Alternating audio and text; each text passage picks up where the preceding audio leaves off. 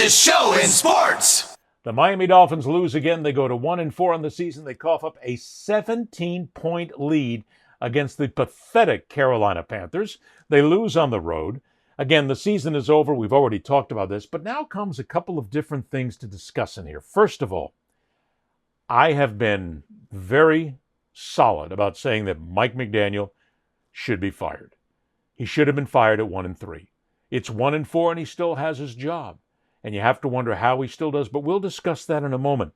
The key here is, and I have said this many times, and you can go back to other sports too. I asked this question earlier, late last week. If you're a New York Yankees fan and you fire Aaron Boone, who takes over?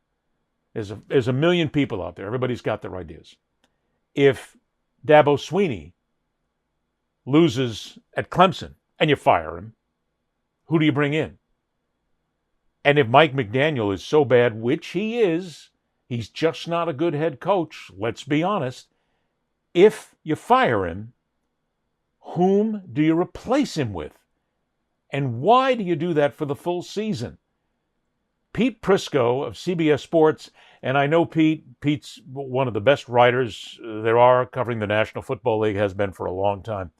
He brought up the question and succinctly made the point. Last week, the guy who flew the airplane that had to fire Mike McDaniel, fire Chris Grier, he added Tua Tagovailoa's name to it their last home game. He got too much money.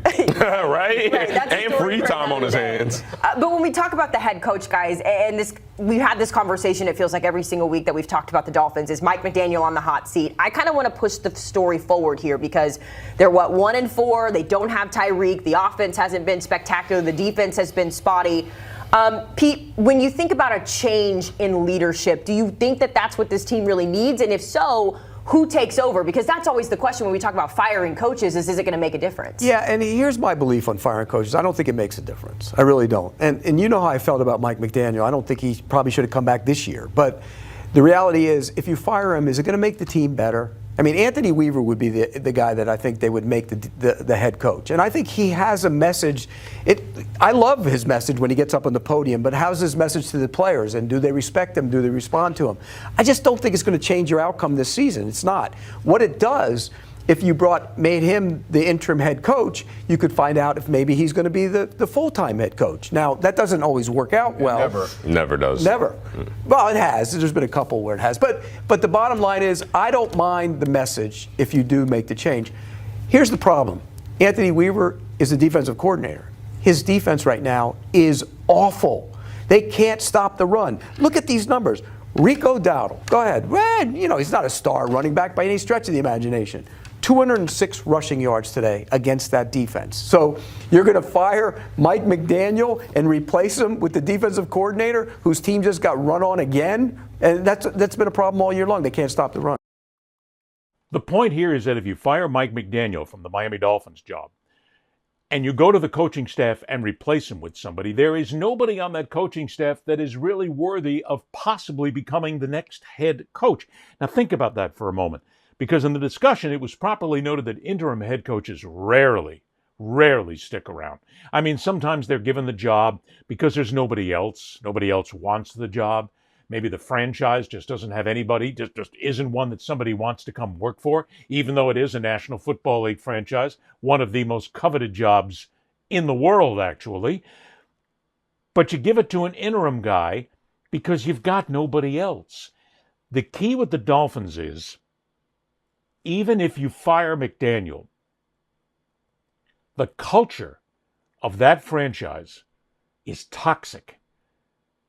And speaking to friends and sources around the National Football League this week, it has become evident to me that while there are a lot of franchises that have a lot of trouble, a lot of internal issues going on, certainly in Cleveland, in Cincinnati, with the Jets, even with the Giants, a number of other teams as well. There are issues, but there is, according to my sources and my friends and the people that I talk to, there is no franchise in the National Football League that is more dysfunctional right now than the Miami Dolphins. It is not a franchise any player wants to come play for.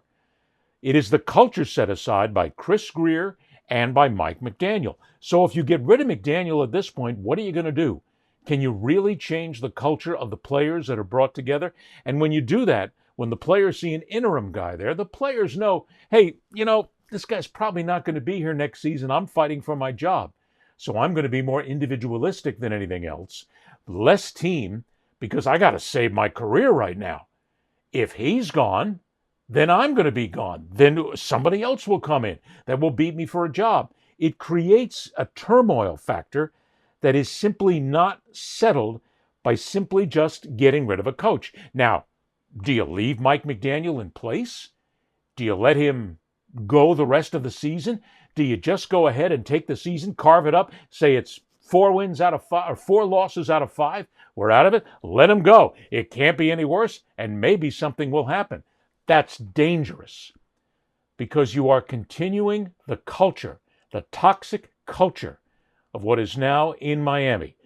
Hey, the Miami Dolphins used to be one of the most notable franchises in the NFL. Right now, they're a joke, a running joke. They're hysterical. People laugh at the Dolphins anymore with what they've done. And they laugh because of an owner that has put people in place who simply don't know what they're doing. Chris Greer's not a good general manager. Mike McDaniel, a great assistant coach. Sometimes assistant coaches do not make great head coaches. And McDaniel is that guy. But for giggles and grins, let's just toss this around. Could you leave McDaniel in there? Could you give him another chance? Could you say, what have we got to lose? That could destroy this franchise. They have 3 coaches on the offensive side of the ball that have had either head coach or interim head coach experience. Eric Studesville, I think he was an interim head coach, I think about 10 years or so ago. And then you have John Embry, the tight end coach, who I know a lot of players respect and revere. He was a head coach at Colorado for a couple years. And so you have that. But in my opinion, and it could be a biased opinion, I worked with Mike and I know Mike really well. Mike has, in the past, he's done some good things in the earlier part of his career with this football team. Now, I know what things have been here recently in this current year, but to me, allow him to finish the season. I think he's earned that right to finish the season because like Pete said, firing him today, tomorrow, 5 days from now isn't going to change much. Allow him to coach this thing all the way through and let's see what happens. They don't have Tyreek. Tyreek's not coming back. But in my opinion, this offense at least looks like it's starting to play better because I don't think not having Tyreek obviously is a big loss, but now you're not having to focus on let me make sure we get Tyreek his 8 targets and now you can line up and allow the quarterback to just throw to the open man. Look, I don't know what Rand Carthon's been smoking, but whatever it is, he better get it out there because it's going to be great for other people. Rand Carthon just goes off on not a rant, but on a soliloquy that makes no cogent sense whatsoever. He admitted he's a friend of Mike McDaniel's, but he also said that McDaniel's done some good things as an assistant coach, sure, but certainly not as a head coach. I mean, we're at this stage right now where whatever he's done the last couple of seasons doesn't mean squat because it sure didn't make them succeed in the playoffs. So McDaniel is not a good coach to begin with. And when Rand Carthon says that Mike McDaniel has earned the right to stay, that you might be biased. Oh my God, load up the bullshit cannon and fire it. Earn the right to stay? How does a coach earn the right to stay when his team has lost 4 of 5 games?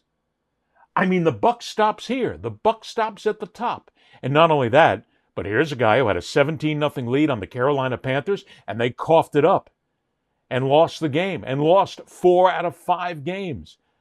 Their defense has looked absolutely horrendous. Their offense has looked chaotic at times. Tua is a guy who at one stance, he is right in the game, and the next second he's throwing a pick where there's 3 guys in front of him. And you ask yourself a question, is he the right guy? But that's another story for another day. Go to Mike McDaniel. Is he kidding? I mean, seriously. Play better? I don't see any of this right now. A friend of mine recently got to me on social media and said, I think you've set a Guinness Book of World Records because you're always asking for consecutive people to be fired. And I answered him back. I said, well, in this case, I'm spot on. In this case, I am. You must get rid of Mike McDaniel. You must get him out of the mix. because with a 1-4 record, you have no season to save. You're not going to make the playoffs. It is statistically possible, but is it rationally possible? Hell no. Certainly not without Tyreek Hill now, who would have been great trade bait. Some people are indicating that maybe the Dolphins should go on a trade fest at this point, clean out what they got, and maybe start setting up for next year. It's not a bad idea. But in the same breath, you are absolutely lifting your leg and taking a dump on all those fans who the fact that you're going to put a substandard football team on the football field and you're still going to ask them to pay A-plus prices? That's not the way it works. If you're the Dolphins, you have to put a competitive team on the field, and right now, they're barely competitive. And if you do that where you bail out some of your players, and maybe Tua has some trade value, I don't know, I doubt it, but if you bail out some players right now, set up with draft picks. Ooh, we're going to set up for draft picks. It's going to make us better next year. No, it doesn't. If the Dolphins are going to set up in that method, then you're looking at least 2 more seasons before this team becomes competitive. You then have to rebuild, but they're looking at a complete rebuild anyway. Because if you get rid of McDaniel, and if you get rid of Chris Grier, you are going to have 2 guys that are in charge who are going to rebuild the team in their sight, in their method, how they want it rebuilt. The new general manager is going to bring in different people. He's going to bring in different assistants. So is the new manager, the new head coach rather. The new head coach will come in. He'll want a staff built around him. That's another culture change. The toxic culture of the Miami Dolphins is right now worse than any other team in the National Football League. And it needs to be cleaned out.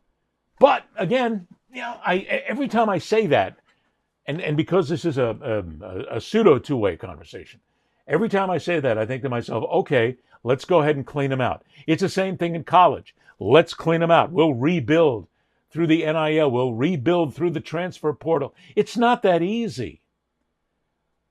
I have talked to 3 agents, 3, count them, NFL agents who have players. All 3 of these agents have told me that they would not, under any circumstance, one agent told me in those words, under any circumstance, would they suggest to their clients that they play for the Miami Dolphins. Not right now. Maybe in another 2, 3, 4 years, and then the client's career is over. But they don't want to put their players in there because there's no chance to win. There is nothing. You won't win with McDaniel. You won't win with Grier. Maybe you win with Tua. Maybe you win with Achane. Maybe you win with Waddle. I mean, they've got talent. There's no doubt about it. But at this point, you got to break the mold. You got to break some eggs. Because that lumberjack can't handle that end of the log right now in Miami. So you don't give him a chance. You clean house. Now, the problem with it is if you don't clean house in Miami now, then you're stuck waiting another game, 2 games, 3 games, and don't forget the bye week. Well, but still, by that point, the season is done. The season's done anyway. But you got to have at least a little hope. And again, remember, I'm a fan guy. I want the fans to go to Miami Dolphins games every game. I want you to go think that the ownership is putting the best team on the field every single time. The Dolphins right now are not putting the best team on the field. The Dolphins need to change up. They need to change their attitude. They need to change their culture. They need to change the coach. Sorry, Mike, you never stole a freight train. You got to go. You don't get a second chance. That's the way this league is. It's cutthroat. Live with it. Ed Berliner, the fastest show in sports.